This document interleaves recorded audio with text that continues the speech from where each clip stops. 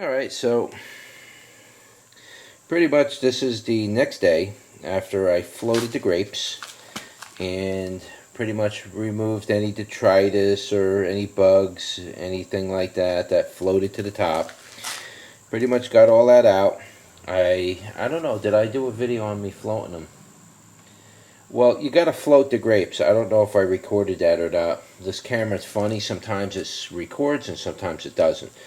So anyway, what you do is after you pick all the grapes, you get them like this, you clean all the stuff out of it, you fill it with water and you let it sit overnight like I did. The water will slightly get a little pink, but don't worry, that's not going to take away from the grape juice and all of that stuff. But it basically, if there's any insects or anything that are on there, they will basically squirm out of the grapes and just want to get out, and they basically come to the surface and they float to the top, and any of the other loose stuff that's, you know, just you don't really want in there. If you can, it doesn't really matter that much about the other stuff. Like you can see a lot of these sticks, little pieces of stem on it. You're not worried about that because you're going to strain all that out anyway. And even if you ferment it with that, it's not going to bitter your wine. It's not much. It's only little pieces of stems here and there. And you can see I got some green ones in here. Yes, you can use these green ones. They're a little bit more tardy than the ones that are ripened, but nevertheless, you can still squish them and use them. So anyway, after you fill it with water, everything floats to the surface. You let it sit for about a day, so if there is anything in there, it drowns, it dies, and everything else. And it also keeps fruit flies from getting into your grapes and contaminating your grapes with something you may not want on there. So you float it. Anything that's on the grapes, that's going to float up. It all comes out. You rinse it 2 or 3 times. Get all of the little pieces and stuff you don't want in there out. And then you're finally, in the end, you're pretty much left with this.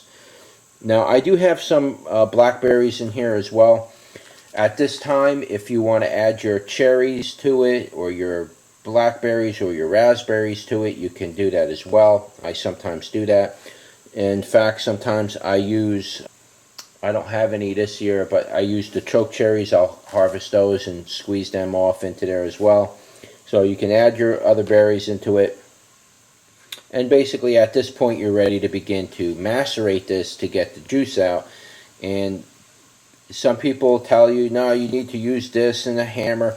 You can start it off that way with a sledgehammer. Like if you get a brand new sledgehammer and it's clean and you put it in a bag and you can just kind of pound it down like mashed potatoes, you can do that. But after a while that doesn't work. You're going to just have to get your hand in there sooner or later anyway, and you're just going to have to do it by hand and squish it.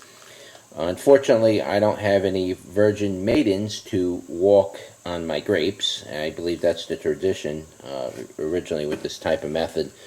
But I don't have that, so I have to do it by hand by myself. Now, this is only my first harvest off these grapes. I do believe I probably got about 1 or 2 more of these I could do. I don't know if I'm going to do it this year.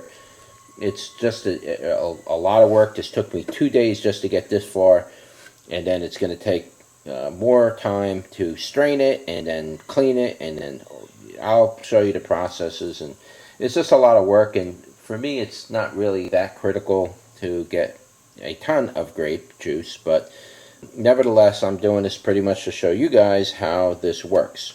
So out of everything you've seen from the first pail, this is about maybe 50%, maybe a little higher than 50% of the mass that was in there. And it probably would have been a little higher. I ended up discarding a lot of grapes that probably were salvageable. May have brought that up to more like mass-wise, probably would have brought it up to like 3/4 of that mass would have been actual usable grape. But I just want to get on with this and get it going. So, you know, I need to get to this stage. So I'm going to macerate these grapes, and then I'll show you what it looks like once I start to squeeze the grapes. But before I do that, I want to show you what it looks like before I make this grape juice and what it's going to look like when it's finished.